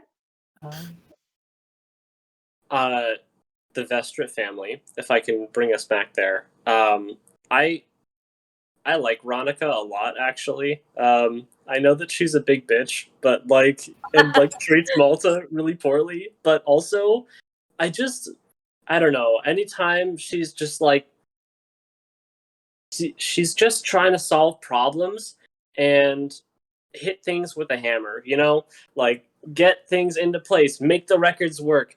And it's just a really compelling, especially in her mother-daughter kind of like relationship with Kefria and how that is exposed as flawed, and how Ronica just tries so hard to make things work and happen that she totally looks past just giving the respect and agency to her daughter that she deserves. And I don't know, I just really connect with that idea of being totally immersed in the goals you have set forth and forgetting The or expectations put on her too, right? Because it was sort of like Mhm. Ephron is like, I trust you to take care of the home, but I'm gonna go sailing Right. now. Peace. Yeah, So, peace. No, Yeah, absolutely. I like Veronica a lot as well. I mean, yeah, she has. Sorry about the camera. Uh, she has some poor judgment regarding Malta, but Malta's a little bit of a pain in the ass, so I'm sympathetic to that. Um, I also am very sympathetic to her power struggle that she suddenly finds herself in the middle of, right? Like, she used to be basically the head of the family, and now Kyle's coming and he can override her now. And she's like, oh no. And he does. And he does. So he overrides her when she's like, okay, I'm the only one who understands the finances of this family. I'm the only one who understands the contract we have with the Rainwild's counterparts. I'm the only one, like, I'm the only one who understands politics, and so Kefria needs to help me, which I'm kind of strong arming her into doing. I mean, Mm. and yeah, she was very like, I think at first, when her husband was still alive, she's like, I'm the only one who can do this right, so I'm just going to do it myself. And I'm not going to take the time to teach my girls. I just have to get it done. And so for Kefria to say, like, well, I'm not good at this because you never taught me how to do it, right? And Yeah. she's like, yeah, I mean, I guess I should have taught you how to do it because now I'm trying to teach you now. And I'm like, I don't know. My mother was like that. She was like, if you want something done right, you do it yourself. And if your kid wants to learn how to do it, then they'll learn on their own. And so Veronica feels motherly to me because my mother did that and my mother was dealing with things and Veronica is dealing with things and I like her a lot, actually. for me, I think what it was I really liked her in the first read, and so because in the first read, I'm like, she is literally the only reasonable character. The Mm. But I think on a reread, I got a lot more of like whiplash from being like, oh yeah, she sucks here, here, here, here, and here. And honestly, lots of the family's problems have like trickled down from how her and Ephron handled things. Um, Mm. so No, I she has think that plenty like to I've sort of regret. like it's sort of like because I had such a positive sentiment of her, the negative stuff has like soured all of that for me. Whereas like I still like her, but it's also That like was it's sort of like tainted. that was my experience too. Like I really liked her on my first read, and then this read, I was like, God, Veronica sucks. Same, Hate her. same. I mean, that's fair. I don't know how things happen. I mean, right now I see that she's both cracking under the pressure of all this shit, right? And coming to understand the full extent of her error. Maybe only half the extent of her error. But like she's like, frick. Like I've really botched this in ways that I can't just patch, right? Like Right. the way that I've raised Kefria and and helped with Control I've given Malta to and Kyle. stuff like that. None of this shit has worked out. None of this is what we need. And I can't just do it myself anymore, right? Right. And I can't rely on, or it's, I haven't given Kefria the chance to build the skills that I would need. One of my daughters has run away and might be dead, and we don't know what's going on with that. There's also, that whole thing. God, oh man. I like how like this ostensibly Althea is the protagonist. We've sort of been like talking around Althea Yeah. instead of like being like, "What's up with Althea?"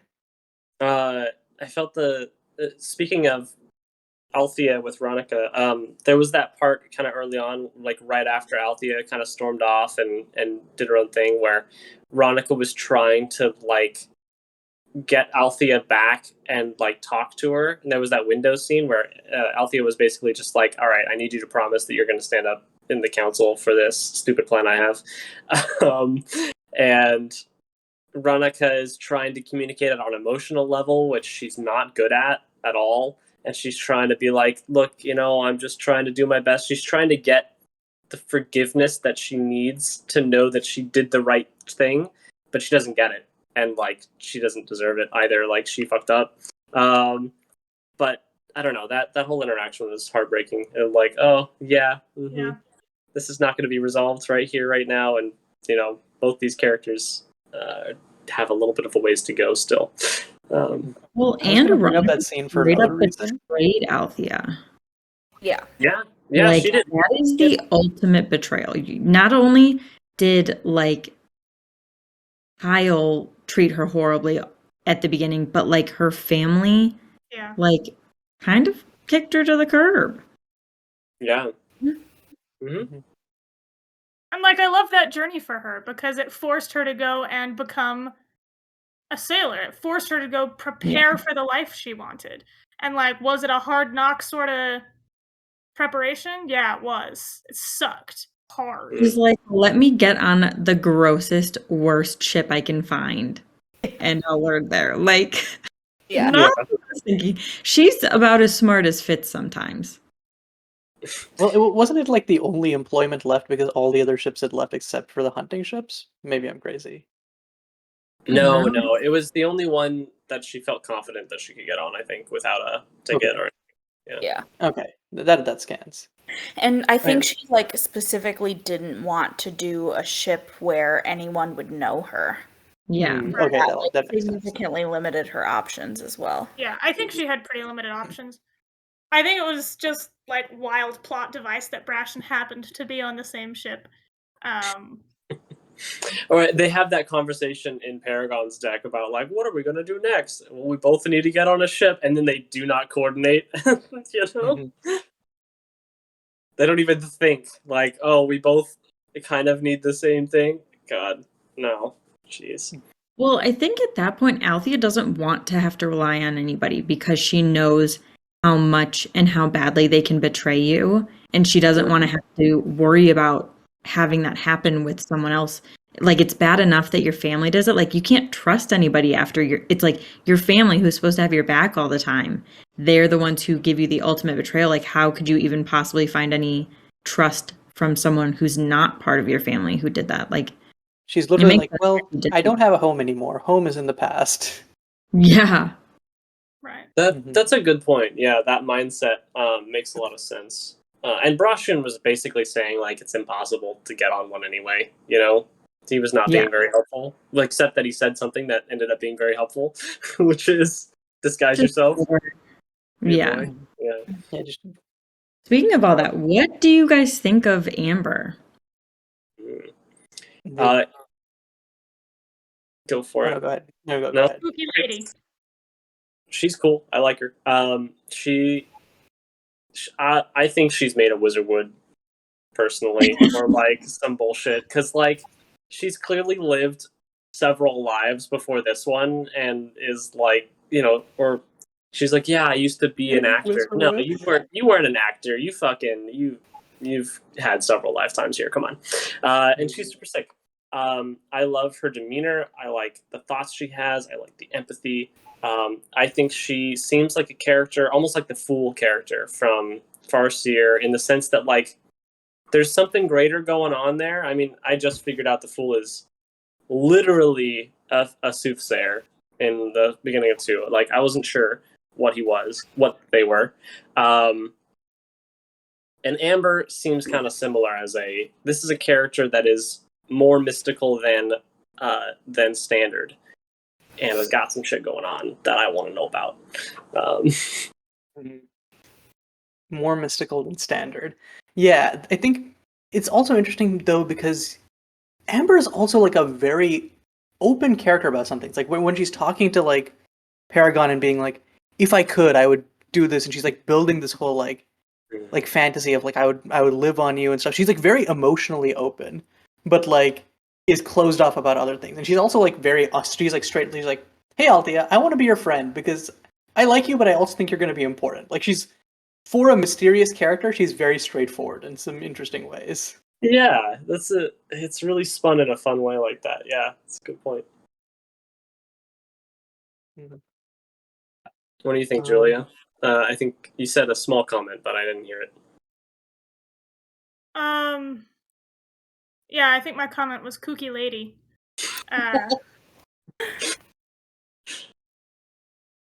Yeah. I'm reserving my judgment on her. It seems like she is currently the team of the Paragon Rehabilitation Community. Community being just her. So, I don't know. She seems generally helpful to all of our protagonists as much as she can be. Mm. So nebulously good vibes, but maybe she'll become more important later. I don't view her to be incredibly important now. Yeah, I think that she's always like the vibe she gives off is like, I'm not here to do anything big myself, but I'm here to help you guys do like live your best life. Mm. Yeah, y'all do y'all's own thing. Mm-hmm. She's like, I know all of this stuff, so like let me teach you, but like don't get me super involved because I'm just here to stuff. make beads, okay? Yeah. Almost like the fun. character that helps push stuff along, like a toned down Gandalf character or Gandalf archetype, where it's like they're here sometimes and they make stuff happen or like set things up, and they're kind of like, okay, main characters can do main character stuff. I'm here, Kind of like Shade, like working, like helping out, but not being like in the spotlight. Mm-hmm. Yeah, Well, I deliberately think keeping a low Shade was profile. more of a strategist. I think Shade had more stuff Yeah. going on behind the scenes. Shade was very schemy too. Yeah. He had his own agenda. Amber's like, I make it here. Yeah. I will help you learn how to wear a binder, Althea. Yeah. Yep. Basically. She's got some magic stuff going on. She obviously, like, her skill with wood is not even just a normal excellent skill. She's got the ability to look into Paragon's brain, which is wild, and like see the heart of the wood. That's a good Ridley Walker reference for you, Julia. I was like, wait a second. And I wonder if that, I mean, kind of going from, I don't have as much magical context as Julia does, but trying to map, like, what kind of magic is this, right? Is this, like, skilling with wood, but then it's, like, dead wood, not wizard wood a lot of the time, so how does that work? Mm-hmm. Oh, man. And then there's also Wintrow's frickin' vision at the very, very start, which has a serpent in it and a tree. I forgot to tell that in my theory, but anyway. She's great. Amber's and Wintrow, it's like it's not just like a vision. He like makes a stained glass happen of it. Yeah. He like goes into like a trance-like state, and then it's like he wakes up and he's like, "Wow, I made this. Neat." Mm-hmm. He's like, "This is great." Oh wait, it was me. Oh wait, for me? Yeah. Very interesting. It seems like it's something the monks do, just like sometimes, like regularly. They had a whole like, how much is this going to sell for, or should we keep it? Yeah. It's kind of a cool thing. I really found it interesting how much like how there was more of an established religion in Bingtown compared to like Buck and the Six Duchies, because like they have Edda and Elle, but like they just use them as like slurs and swears and stuff like that. They don't really believe, well, they do, but like we don't see them practicing or anything. So it's really interesting like seeing Wintrow and how much religion is like playing a part for him. Yeah, they're like the Six Duchies people are like very superstitious, and you would assume that like with sailors it would be a similar thing, right? Like strong bursts of belief in certain things, but not like a established like through line religion. But then instead we get this idea of Sa. Yeah. Which, I mean, the sailors are just superstitious, and they're like maybe kind of they don't really take Sa very seriously. It seems like actually most of the sailers. Yeah, I guess I was just talking about like the introduction of that in this trilogy is interesting because of the focus on like we're sailing. Mm-hmm. And obviously the actual pirate sailors don't really. They're like, Wintrow, you nerd. Stop being so pious. Stop being so pious. Yes. And there was that like place that Wintrow went, and he wanted to see like the cool architecture they've got, and like this was a really cool world building part because he apparently the satrap religion like it takes all other gods and says, oh yeah, they're just forms of our god, which is like I've heard that kind of reasoning or that theory of deification from like Christian faith and stuff like that. And they're like, yo, you can't fuck with our snake god, okay? He's a cool snake god, and I think that it sucks that you're trying to tell us that that it's something else. And that was an interesting tension.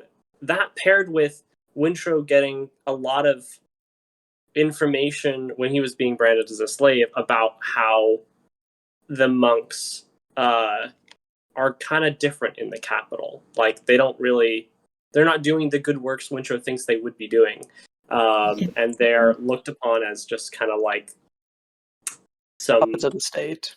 Yeah, some dudes who waste money and look cool. And I think that I'm hoping that will kind of round out Wintrow's systemic understanding of how everything is going on. Like maybe, like give him that balance that he did not have at the beginning. I do like though that Wintrow like he keeps his faith in between everything. Though it's shaken for certain, but Vivacia helps him like keep it. I think that's an interesting development where it's like I think it would feel cheap if he just like abandoned his value system entirely. Or maybe not cheap, but it would feel almost like Unbelievable.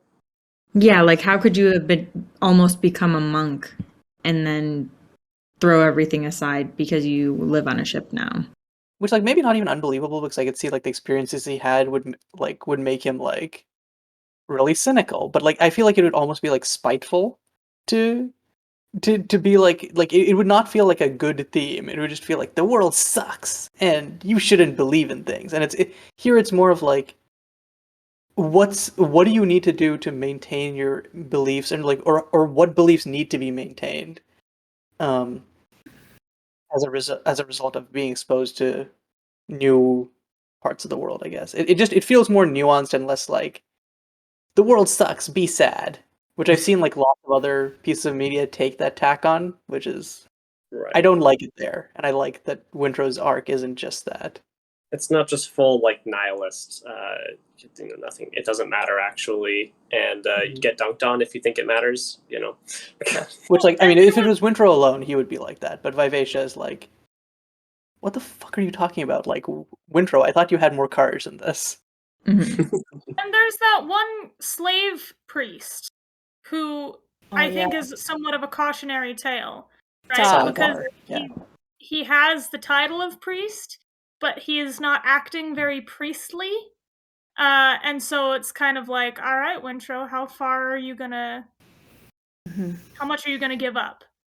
Well, it's also interesting because I guess there is the tension there of like, is it better to commit murder in order to end slavery, or is it better to stand by passively and allow the slavery to happen? And it sort of feels like neither are really ideal. I don't think like Wintrow or Saadar are kind of like addressing the situation better, but I don't think that it's a flat like Wintrow don't become this. Yeah. At least for now. Sure. But I think it's the question of like, okay, Wintrow, how much are you gonna give up? And you can give up whatever, right? But that's a question of this is how this life changes people, and is that a change that is good and that you want because it could happen?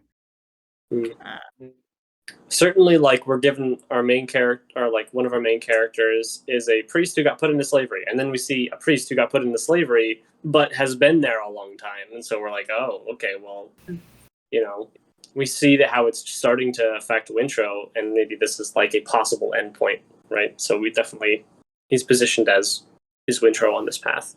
Lots of little cautionary tales for our main characters. Same with Paragon, right? Right.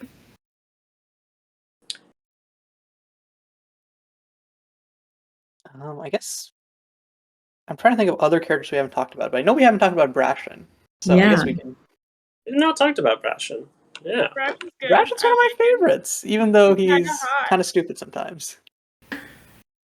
He is kind of stupid, but he seems competent. He seems like maybe one of the only competent people in the series. He is not. He's not he's like so driven in the problematic. hard-headed way that lots of other people are, right? Like I feel like we keep seeing the pattern of like I am myopic towards this, about this one like set of ideas, and Brashen's like I'm a sailor. I'm cast out from my family. It kind of sucks, but making it by. Like I don't know. I think it's because like Brashen sort of like lived through the hardships that everyone else is kind of going through right now, and he's come out the other side, where it's like he was thrown out from his family, he was captured and was conscripted into being a pirate, from what we find out from that one random drunk dude.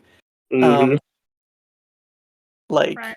he's had encounters with serpent. Like his life has been pretty bad up to this point, and he's like, I guess that's He's like, I changed just want a me. girlfriend. God. That is kind of dumb, though. He's kind of stupid for that, for real. I didn't catch it. For wanting love? Call me a romantic. Okay. I think just the extent to which he like. No, okay. Brashen is. It's No, actually, it makes sense. It's all on Althea why they're not already BFFs. Because she's pulling away, and I think she's got much more growing and learning to do before she could, like, she's got a lot of emotional growth that she needs to do. She's done a lot of physical growth, but she, like, really pushes aside all of the feelings that get brought up when she's near Brashen. And, like, all of the feelings that she doesn't want to think about, like everything that happened with her family and everything that happened in her past. Like, she doesn't want to have to deal with that. And I think being around Brashen reminds her so much of all of that. Yeah. I mean, it's also the fault of, like, both. I think Brashen not really responding well at all to her whole, like, hey, here's my backstory. Other than, like, I'll kill the dude, is like, you gotta empathize a little bit more, Brashen, come on. And the other thing is, Ride or die. yeah, like her family has not left her feeling very, like the whole Kefria's response in that thing has made it been like, well, I can't trust anyone, and now I have traumatic shame over this idea of intimacy. Cool. Well, another thing is, Robin is again being very intentional about what ages she's telling us and what ages she's not telling us, which she did in the Farseer trilogy too. So, like, we sure do know that Wintro is 13. Or is he 14 or whatever? But, like, we know his age. 13. We know Malta's age. And that's... But, like, how old is Brashen? I don't know. How old is Althea? I don't know. Like, is there an age gap there that's relevant at all? There's definitely an experience gap that's relevant there. Yeah.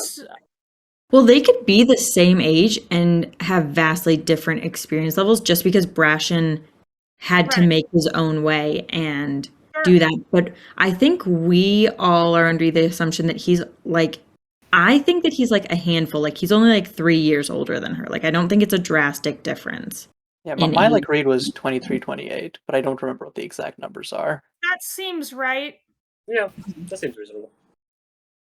But yeah, there's definitely that experience gap, which makes it feel like, okay, well, yeah, it's very. No, you know what? Never mind. It's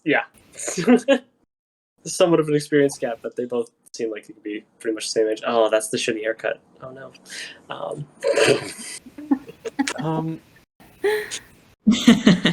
And don't get me wrong, I'm rooting for Brashen and Althea. I just think that like they both need to do a little more communicating and emotional maturing. And Brashen needs to get off the fucking Sinden.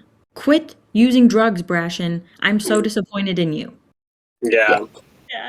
I just do not understand the appeal of Sinden when it like cauterizes your mouth. There is no appeal. Like, I think it's just like really intense pop rocks. That's my read. Isn't the effect is that like it makes you high basically, right? Where you know it's a stimulant, and it makes you confident, like overconfident. So it makes you feel like things are going to go all right. Like it's hope. It's hope. I think that's an appeal. But it also burns your mouth, and that sucks ass. It smells gross. And he needs to stop doing it. Doesn't it seem analogous to like chewing tobacco giving you mouth cancer? Yeah. Yeah. Definitely. That's what I was thinking of. It's kind of a cool, like, it's a cool invented fantasy drug.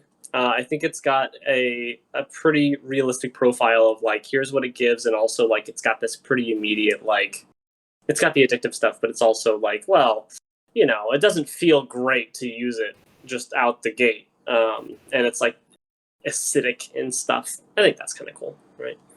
And I like the way that it's like because taking drugs is usually not a super pleasant experience. I mean, the first time you smoke a cigarette, you cough. The first time you take a shot of alcohol, it burns, as I have been told, right? I don't have... But I don't know, there's commonly unpleasant effects of drugs. Yeah, I tried chew at a party once and immediately projectile vomited. It was like chewing tobacco. Yeah, because I used to sell it. I used to work at a grocery store for like 4 years, and I judged everybody that bought it. And I was like, I shouldn't judge people when I've never tried it. So I tried it, and I hated it vehemently. And now you are allowed to judge everyone. Yep, so now I have permission to judge. Yeah, I like with Brash and how it's like we've talked about how like he grew past all of like he's sort of like the most competent so far, but also the Sinden is sort of like him like relapsing, like literally relapsing, but also it's like it's sort of like a metaphor for him like falling back into these same old patterns of life without the structure of Vivacia and the people who like kept him tethered to this reasonable life. I have to drop off, so I will say goodbye, but I will listen to the rest of your guys' chat when it comes out. No Heck problem. yeah. Bye. Nice to meet you, Leia. Yeah, nice to meet you. Yeah, so any more thoughts on Brashan? I was going to move us over to Althea, because we've been talking around Althea a lot, but we have not, like, you know, I mean, there might be a few more things to mine there with Althea. Yeah, go ahead. Brashan? Okay. Yeah, I feel like Althea, so I thought we were going to get, I mean, we didn't start with her story, so maybe me assuming that she is some main character stuff was maybe misguided, but she definitely feels very main character-y, and she doesn't have like a whole arc in this book. She like gets a good distance into some self-actualization, some realization and stuff like that, but she still has a ways to go, and that's pretty cool. I think, yeah, that's fine. That's one thought. All like of the how her thing is, characters like- really don't have full arcs yet. Because we are still at the beginning of the trilogy. I think that everyone's arc completes in the Ship of Destiny. I think that's where it ends. Like, But actually, the third book. there's a lot of growth that everyone goes throughout the trilogy for sure. And Althea is definitely on the road to growing and learning. And yeah, I think that at the beginning of the book, it's set up that she is the main character, and she kind of drops off a little bit. Like I think at the end of this book, we don't really see much of her at all, right? It's just sort of like she's on the Ophelia, and then she gets that good news. That's about it. Yeah, everything's good, and then it's time to like have the chaos of Wintro. Yeah, it'd be Wintro time. Just like there's too much happening there. No. Yeah, it's all good. What else? I like her little thing where it's like, I'm actually a really competent sailor. Okay, maybe I'm not as competent as I thought. Okay, wait, I'm still pretty competent. I can hold my own. I just needed to get in the rhythm. Like, yeah, it's not this fully thing of like, because usually you have like, I think I'm hot shit. Actually, I'm garbage. And then we're like, here it's a more like realistic / middle ground exploration of that.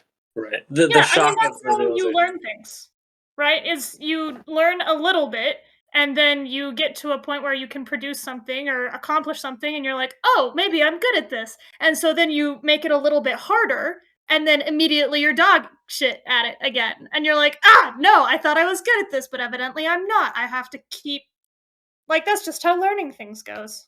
Mm-hmm. And try something that you're not good at, and or try to extend your skill. Yeah. Stuff. Well, I'm excited to see what happens next with Althea, but yeah, she definitely didn't get much of the spotlight in this book. Kind of rip, mostly. Oh man, she was on that island. There was a really cool scene where she was on that island with the dragon bones, and like it's kind of left up to your whether or not they are actually dragon bones, which of course they're actual dragon bones. Like, come on, what are you talking about? But that kind of thing where people are very I do not see it about like crazy mystical shit. Like those are too big to be bones. And then because it wasn't even like skeletal; it was like a statue almost, or like a rock formation. Yeah, I think it was like terrain, like straight up. Yeah. Which is so like more like after a volcano falls on like you, a petrified one. Yeah. Oh, speaking of like dragon. Weird magical shit, there's a constant reference to the toll that magic takes, which is like similar to the skill is addictive, right? But like here, it's constantly brought up like, hey, the reason that Althea's father, Ephron decided to stop going up the Rainwild because he wanted to protect his family from the cost of like dealing with this magic stuff. And then we see, of course, the Rainwild people are super mutated because of their contact with magic, which is pretty wild. Like if they're selling magical goods out of the Rainwild forest, are the goods themselves contaminating people like with that? No, it's sort of like a feature of the magic in the area causes them to be born that way and also to develop those features over time, but the objects themselves are not the source or cause of it. I see. So it's like living near Chernobyl or something like that. Yeah, which is really cool. Magical radiation zone. It's kind of awesome. Yeah. And so I guess like if they were trading with up the Rainwild, they would be going up that river and exposing themselves to that and like potentially developing those kinds of issues, or like have to be staying there. Like the woman who married a Rainwilder or was like forced to live up there, she developed some of it and then she came back and like couldn't really rejoin society because she was a little too Rainwildy for them, and that's why she went back. But if you're just going up there for like a visit, I don't think that it's like strong enough to immediately start like changing you. Yeah, it's like prolonged exposure. I feel like it has to be like at least a year of living. You see like some things, like maybe you'll get like one little wart or something, and then like it progressively gets worse. That's why the older people are much more like disfigured almost. And that's why there aren't any people older than like 40. Yeah. Yeah, and they say like, oh, that's significant for me to have so many healthy children. Mm-hmm. Some families have to be content with one and are happy with one. Yeah, some families don't even get one. Right. The outlier in this model is like, I know that the Bingtown traders have talked about, I mean, Ronica had a miscarriage, or not a miscarriage, something was born and then they that was Kefria, I think. That was Kefria? Yeah, wow. Yeah, and so I'm wondering like, okay, that like Kefria never went up the Rainwild, right? So what is, what's doing is just being in Bingtown close enough, right? For that kind of stuff. And so like, how does that fit into this magical model of this radiation and trading with this stuff? Also, while we're talking about this, I was thinking about this because earlier you brought up the scene with Ronica and Althea at the window. And I was going to bring up that same scene, but for the different reason, which is Ronica is like, Ronica hears Althea calling to her, and she thinks it's like the voices of her dead children, which because she still like hears them because of like the trauma, and that hit me real hard. I'd forgotten about that, and then on the reread, that like really gut punched me. Oh, yeah. No, I did forget about that in the weeks since I read it. Like, oh yeah, Veronica's got dead kids. Yeah. Yikes. Well, we usually end these podcasts with us saying how we think what's gonna happen in the next book. So first, you guys talk about the ship of mad ships. Then me and Alex can try and hide our smiles, and then we can have Jared try and guess what's going to happen in Royal Assassin, so that Julia gets to have the experience for the first time. Yes. Oh, good. Well, I think there's going to be a power struggle on I'm not going to pronounce it right, the Vivacea. Because now we have 3 really strong male personalities that are vying for attention of that ship, and we have jealous Ada and jealous Vivacea, and I think that is going to be a fun time of a power struggle. Where are they going to end up? I don't know. Probably up the Rainwild River, but I think there will be a power struggle there. I think that the Serpent line will continue to develop. I think the politics are going to start getting out of hand in Beantown. And I think Althea and Brashen are gonna... I don't know what they're gonna do. Yeah, I definitely agree that like the political situation has been steaming for a while, but I think it's going to be like on fire by the end of the second book. The vote is going to come to pass in the second book, and the results of which we're probably not going to be happy with because we have a whole other book to resolve the consequences of it. And in the second book, we definitely have to resolve the stuff around Paragon's precarious situation, where this big merchant guy wants to chop him up and turn him into chairs and baby beds. I forgot what they're called. Cradles. Cradles. And because the titular, the name of the book is Mad Ship, so we got to do something with the Mad Ship, right? And it seems very on the cusp as well. I'm gonna say, as a theory, I think yeah, Althea and Brashen are going to encounter each other again, because right now they're like in different spots, right? Althea's on the Ophelia, Brashen is like, shit, I don't actually know where he was. I know he was he was working on a ship that is trading in found goods. So getting closer to his pirate roots. But I think that by the end of the second book, at the very, very least, because it seems like Brashen's got shit to go do, but I think at the very least they will be in the same spot again, possibly aboard the Mad Ship. I think that just kind of makes sense.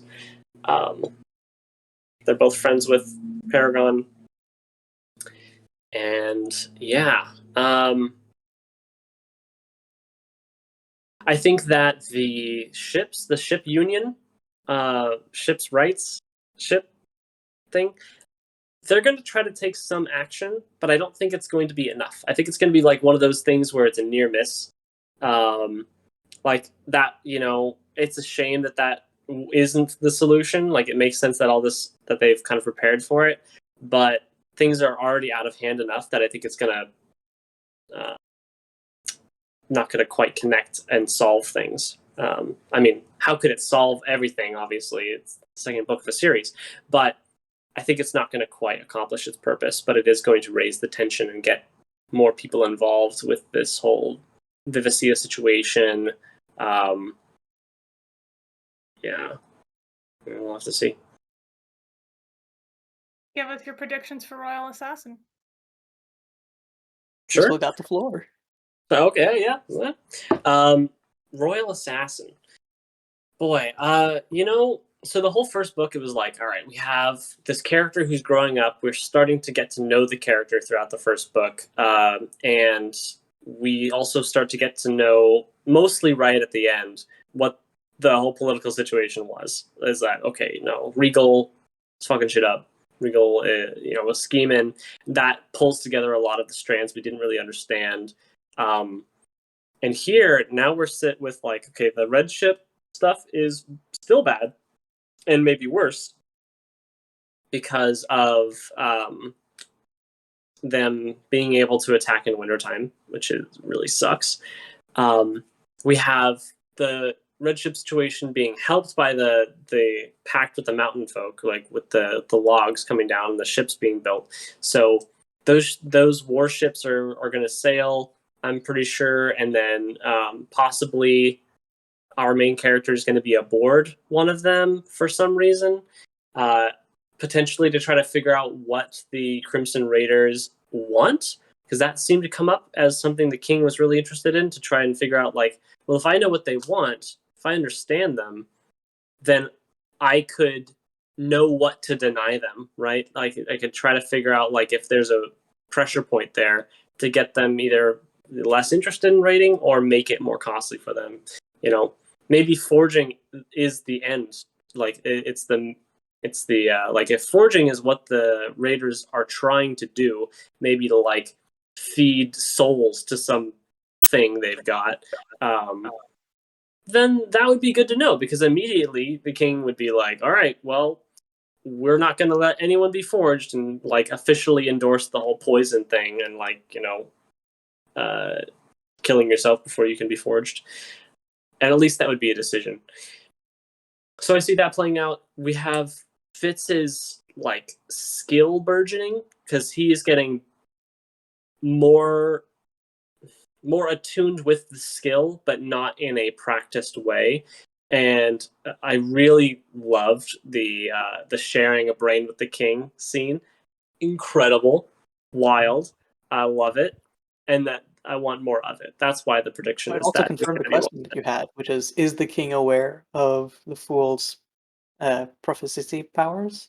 Yeah, and very much so, right? I was wondering, hey, we got the fool positioned in this court as a fool, but they're really spooky and know things, and I was wondering if the king was just like, yeah, this is my fool. They're weird, or if the king knew of some utility there, of what the fool's actual purpose is, and it does seem like that's the case, which is that makes sense. That makes sense, and we got to see how that works a little bit more. The king is gonna die in book 2. It's got to happen. Kind of sad to say it.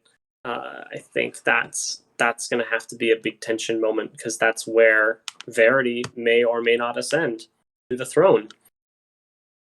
And yeah, Regal's gonna try something before then. It's gonna be at a really bad time, like probably in the following summer, or like when the red ship crisis gets worse. I had very, very little faith that the kingdom was going to last the first book, and I still am a little suspicious that like everything's going to fall apart in the second book, but it's less so, because I think that there are more positive forces at play, and I understand what's going on a little bit more, but the people are very much not cool with what's going on, and that's a problem. That I don't know is really going to be solved either. I think Regal's taking advantage of it already. There's some whispers about that public appeal. Yeah, I don't think Molly's dead. It seems like Molly might, she was in the town that got raided, but I don't think she's dead. That, I think, would be surprising literarily if she was actually just dead off screen like that. Off screen. I wouldn't put it past Hobb, though. She writes real life. She doesn't write like fantasy. It's, at least that's the way that I always. Yeah.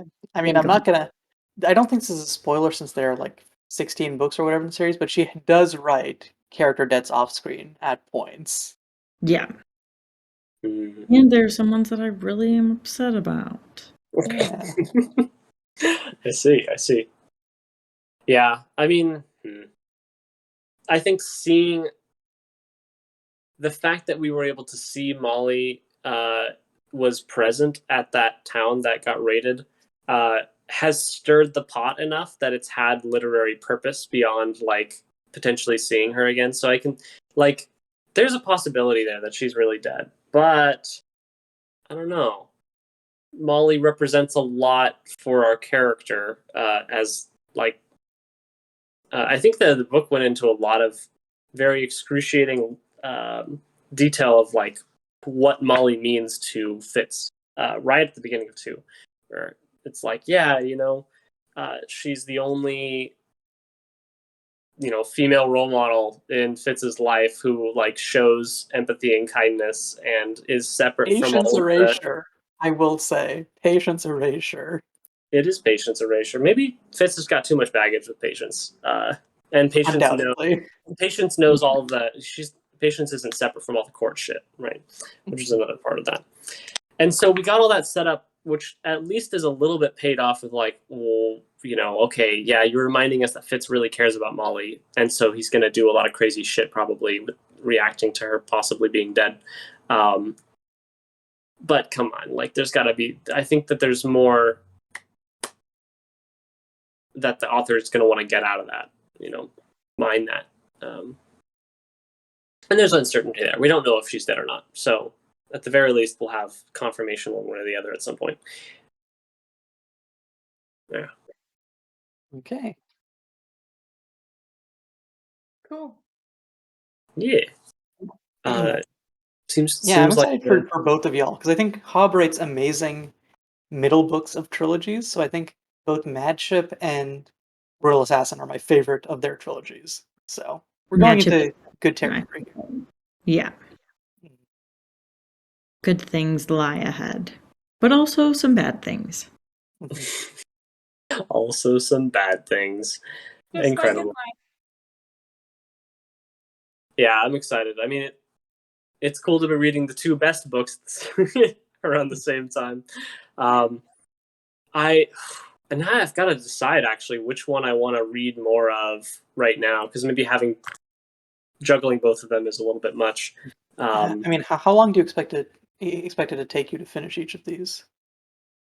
At least a week. But then you should probably do Royal Assassin first, because we're probably going to be like 2 months out before we finish the next book. So I see. I can keep it a little bit reserved. That makes sense. And you already have Royal Assassin like borrowed. So. Yes. Yeah. Makes sense. Good books though. My God. Liveship Traders is excellent. It is. It's good. I like Liveship maybe better than the Farseer trilogy, but the Farseer trilogy grew on me. Mm-hmm. Liveships is one of my favorite trilogies for sure.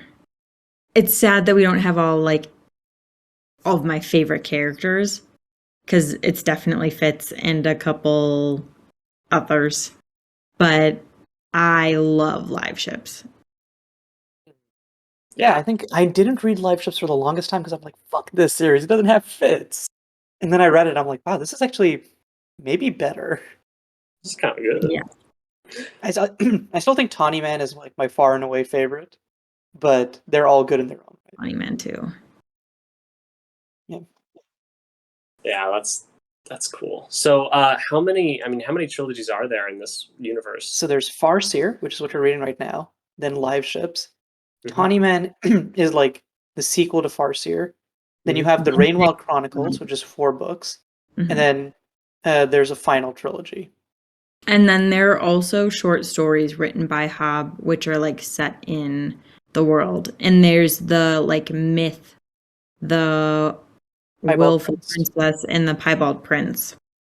And that's she references that a couple of times in Farseer, and then she actually wrote out the myth for us, and it's a real story.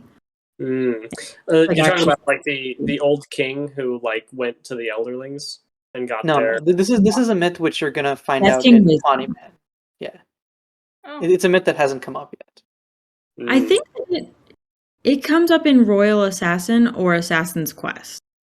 There's something that happens, but it's just like in the intro paragraph, I think. There. Oh yeah, there's probably like a short reference to it.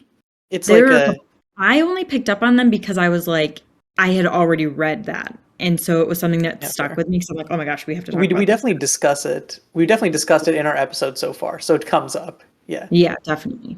Very small though. It's not like You're it not does- missing out by not reading the myth now, basically. Yeah, I that's still haven't something read it, and I probably didn't feel later. like Yeah. Yeah. In the Rainwild Chronicles, do we keep our characters from the Live Ship trilogy? some of them you are referenced. Some of them are still main characters. Yeah. But for you get there is like a set of new main characters that we follow. Yeah. Yeah, there's only one that I can think of that plays a big role from live ships into Rainwild Chronicles. Oh, there's a few. Was it Amber? Because Amber obviously is like, immortal and Look, I'm not gonna say, I'm not gonna confirm or deny any of the characters because then some of the characters don't show up for various reasons, cough, death. But yeah, yeah, I see. just read the books. Read the books. Just read the book, bro. Just read the books. But again, I just read Rainwilds earlier this year, and it's really good too.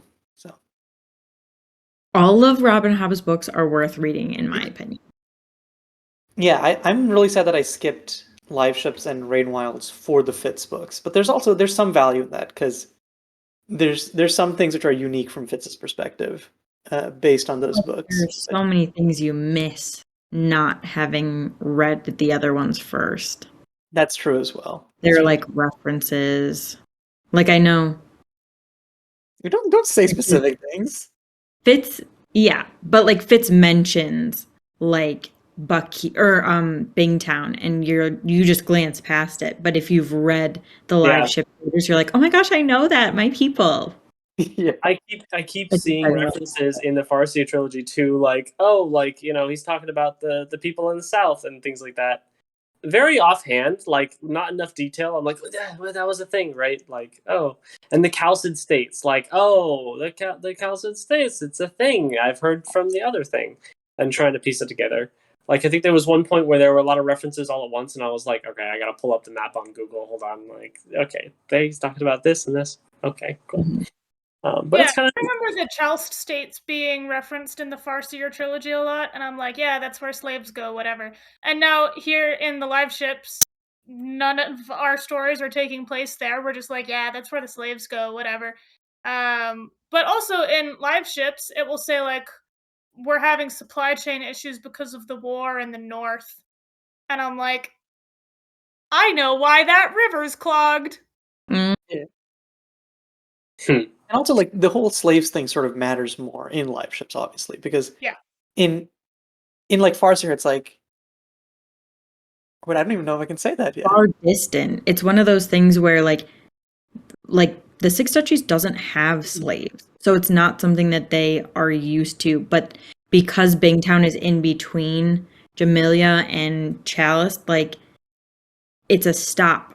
And it's something that they have to deal with. And it's something that's like kind of creeping in on both sides for them. Mm-hmm. So they're much more in the middle of it than the Six Duchies are. Yeah. What was the political body that like the council or the satrap was granting the ability for like mercenaries from I think Chalcid to like patrol around? Mm-hmm. But Bingtown fucking hates Chalcid or something, right? They're the worst. No one likes Chalcid. They're the freaking worst. I think the book does a very good job of like keeping things nuanced, except for Chalcid. Chalcid is just those fucking assholes who have slaves. Yes. Wild. Yeah. Huh. Whenever I think of the live ship traders stuff, I'm trying to think of like what's a major theme or like set of themes even to grasp onto with the book. And the only one I can think of so far is that pervasive myopic hard-headedness, like, and how we see each of these characters butt heads, right? Because they have these specific constructions of how things should be or how things work. And like kind of a critique of that. But I don't know. Is there I think anything there's else? also connected to that. There's also the idea of, I think, agency, because you have Kenneth, who's like, I have no control of my life. I have like control, but like he's like lots of things like fate. I control my own fate, but also fate steers me. You have Wintra, who's like, I'm being buffeted by all this stuff, and I don't feel like I can't do anything to stop anything. And then obviously slavery plays into that, where you had like Gantry being like, what can one man do against slavery? And so there's this whole thing about like, what do you actually have control over? And that being connected to the myopia of like, we think we only have control over so much of our lives, but we actually might have control over more. Or less. Oh yeah, more or less. Yeah. It's also like a not getting what you want, but getting what you need. Right? Like Althea wanted... Honestly, yeah, that is literally, I think that's honestly the biggest theme, especially thinking about the way that this trilogy ends. You literally nailed it. Yeah. We talk about it a lot throughout. Yeah, especially about the ends. Yeah. Yeah, I think that seems like with everything, she wanted the ship, but she wasn't ready for it, so she needs to go get ready for it. Wintrow wanted the monastery, but he needed to grow and see things in a nuanced way. So he needed to be there for wanted to Venetia become too. Pirate King, and he became the savior of slaves. Yeah. Like, nobody's getting what they... And everyone has goals of what they want, and they just can't achieve them, and instead are getting what they need instead. Mm-hmm. Yeah. Malta wants to be an adult, and she is getting the part that she doesn't want about that, as well. Ronica wants stability in her family, but also but she can't do it in the way that she's always done it, which is just to tell people what the fuck to do. Or like handle it herself, honestly. Yeah, She's yeah. like, I'll do everything except for the stuff around the house, but I can handle all the finances. I'm capable. And it's like, being capable is understanding that you should also have other people around you who are capable. Yeah, right. giving trust in other people, and yeah, I think she's an example of finding out what you can't do. Actually, yeah, that's also fantastic. talking about Malta made me realize that we didn't talk about Rain. So, what do you think about Malta's suitor? Well, I think we need to know more. We see so little of him. So, a lot of kind of rapey vibes from the dream stuff, right? But also, then it was revealed that like the dream was basically controlled by Malta, and I was like, what? And then, huh? And then you have the other part that played into that, where Rain's mom was like, what perspective does she bring to the table? I'm trying to remember. Like there was some misunderstanding or some nuance there. Maybe a cultural difference about age, because like up in the Rain Wilds, you kind of die young a lot, and so that expectation being different. So there's some weird aspects to that whole situation, but I'm less like, oh, Rain doesn't seem like a great, I'm less spooked about like, oh, like is Rain just actually, a pedophile? But I mean, when we were talking about it, we were saying that Rain is kind of, the way he talks and operates feels like a vampire, like an old timey, like, yeah. Jesus. I Yeah, we've actually really need not seen to much. leave now, but it was great going through it all, and I hope to be on the next one, on the next full book. Yeah. Hopefully you can make it. Cool. But yeah, thanks both of you for joining us. This was dope. Excellent. Awesome. Yeah. Thanks for having us. Okay. Bye. See y'all in like 2 months. Have a good one. Bye. Bye.